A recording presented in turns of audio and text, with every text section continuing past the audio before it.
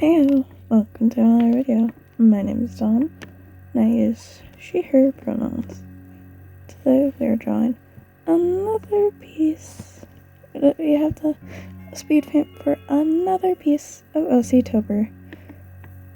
And the one we have today is for prompt for day 7, which was magazine cover.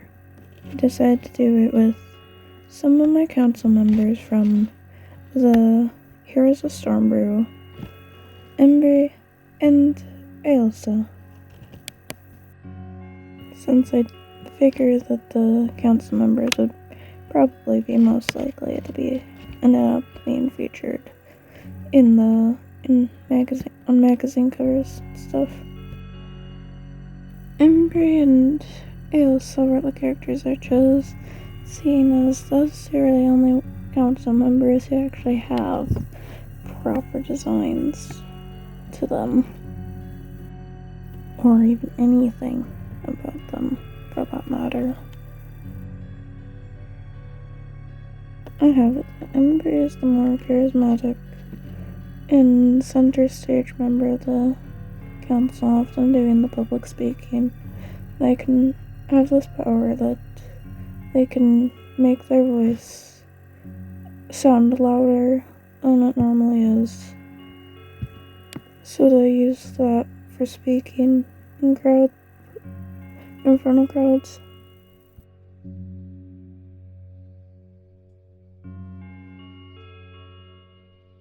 Since she's an older lady, sad to give her a few gray hairs showing. Well, she'd probably try and dye them away. And a bit of wrinkles too.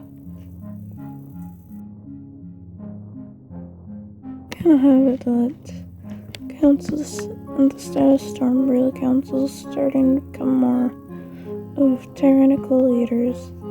So our main character, Apollo, ends up creating a ragtag group of heroes to try and take down these more tyrannical leaders, bring a new piece to Stormbrew.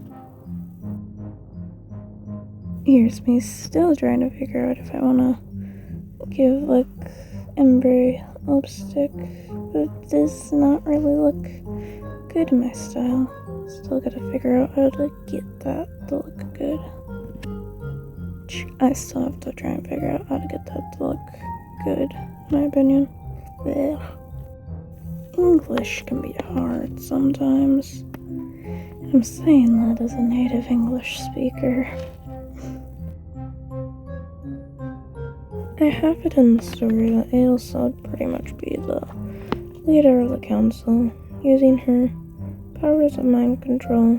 She'd pretty much have Embry as her second in command to use Embry's powers that she can make her voice louder than it is to more easily reach crowds about her plans. And so Aloisa wanted to take more control over the city, so it ultimately leads our story to beginning, as she has taken one too many steps towards total control over the city and their people. Our protagonist, Apollo, has had enough with this, and will end up with a band of unlikely heroes to try and stop her. I quite like the design I ended up settling on for Aloisa. A small patch of scales under each eye does look pretty good. Although one major change from her original design to this current design was I ended up having that outfit Embry wears is the council uniform. I ended up switching her into that instead of her more purple suits she was wearing in the original design. I have mentioned this in a previous video, but let's say it again here. If I do repeat yap about stuff, it often comes down to the fact that I do not script my videos and just speak from my mind. I may forget what I was talking about, what I've already talked about from time to time, or pause for a moment and I nearly lose train of thought.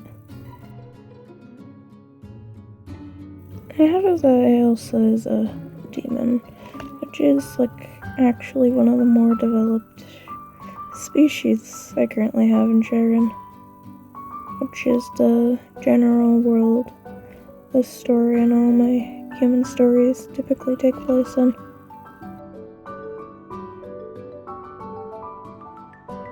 Oh, and it looks like we're moving on to color nails now.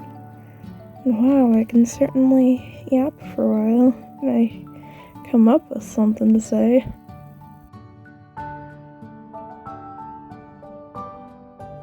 I think she's one of the few demon characters I actually remember to draw with the black sclera kind of design, or in the case of my style, the color I use for the same color as I use for the pupils.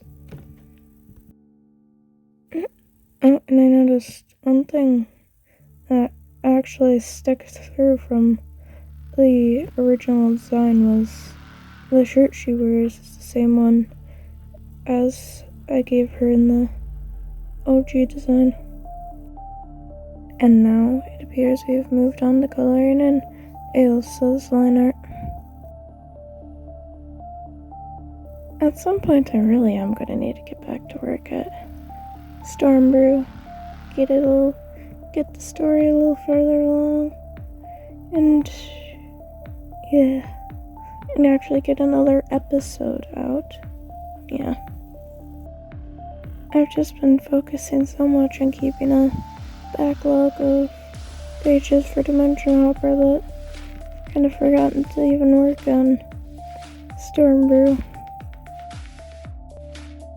At the point I was last drawing pages for Stormbrew, I had been having it that we were just about to properly meet Apollo's brother Simon. So he brings his two daughters in May and June to get a haircut at his brother's place. Oh, and it looks like we forgot to actually give Ailsa her tail in this piece until now. And now we are finally moving on to shading the piece.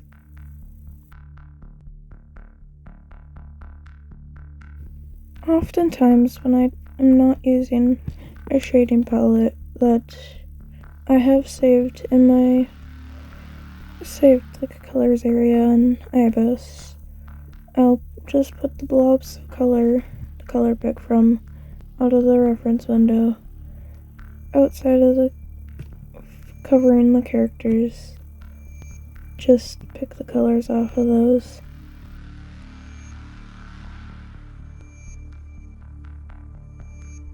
And now we wrap up the lighting and move on to shadows, so I can actually give them a little more of a 3D look, even though I do 2D art. Ailsa's hair is always kind of tricky to draw, but it is really pretty looking once you get it. It's more tricky to draw since I don't usually do bangs in that type of style.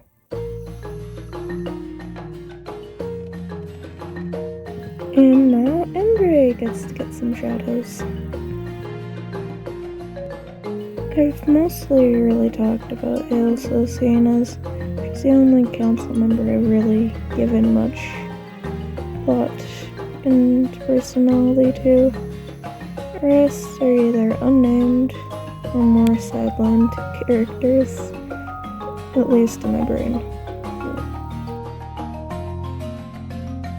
Oh, and it looks like we've forgotten some shadows on these two's tails, which Embry has a more feathered tail and wings because of the fact she's an avian, aka bird hybrid, in my story.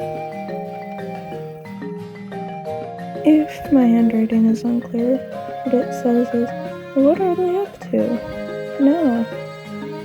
Since I have this being more mimicking a Time magazine cover. But now, that will be the end of the video.